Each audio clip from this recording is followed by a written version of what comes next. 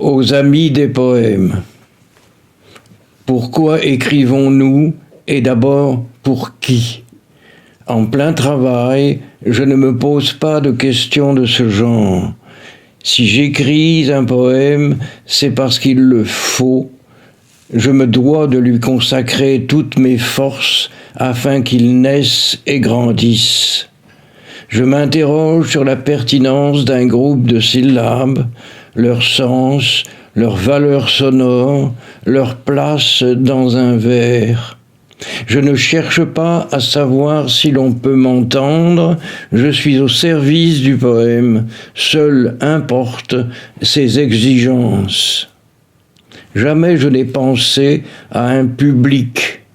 Pourtant, les doutes sont si nombreux, si intenses, liés à l'activité même d'écrire, que je lève bien souvent la tête.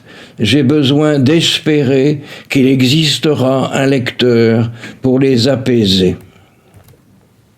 N'en viendrait-il aucun, j'écrirai malgré tout. Je ne le fais pas en vue d'un bénéfice personnel. Je ne publie un recueil de poèmes que si je le considère non pas achevé, mais prêt à mener sa vie propre. Ce lecteur que je souhaite est libre. Il n'a pas à expliquer un texte, il n'a pas à le discuter, il est à l'écoute de ce qui l'éveille, de ce qui approfondit sa parole personnelle. Et de tout un livre, il ne garde en mémoire, en résonance, que quelques mots. Voilà ce qui me semble la plus belle des justifications. Peut-être l'aideront-ils dans des circonstances éprouvantes. Il fera ce lecteur comme je le fais toujours avec les auteurs que j'aime. Leur présence traverse les langues et les générations. Elle féconde les vocations comme elle les ranime. Elle ne cesse pas de se renouveler. La poésie s'incarne ainsi. Le premier de ces auteurs à m'avoir aidé, comment ne le ferait-il pas encore? Hugo, lu alors que je n'étais qu'un élève de 5e, je continue de le découvrir. Il suffit que je me récite quelques-uns de ses vers, j'en connais encore de nombreux par cœur, pour constater combien la plupart de nos conduites et de nos œuvres sont étroites, mesquines. La poésie, dit-il, est cette force en nous qui n'accepte rien d'acquis, qui demande à croître sans cesse.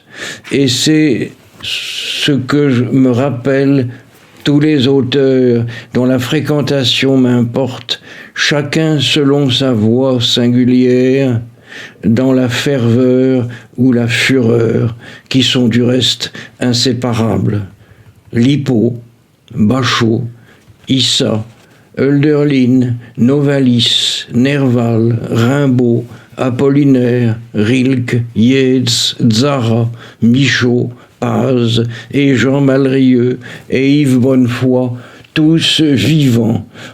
Aucun de ceux-là ne m'a déçu, au contraire, et tant d'autres, plus jeunes que moi, qui ont pris le relais, dont les livres sont toujours à portée de main.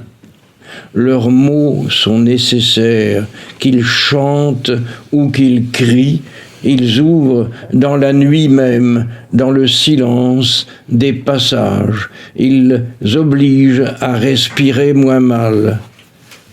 J'écris, s'il m'est permis de répondre à la fameuse question, pour m'adresser au lecteur inconnu. Et il arrive que la rencontre ait lieu. Seuls, nous ne sommes pas seuls avec les poèmes.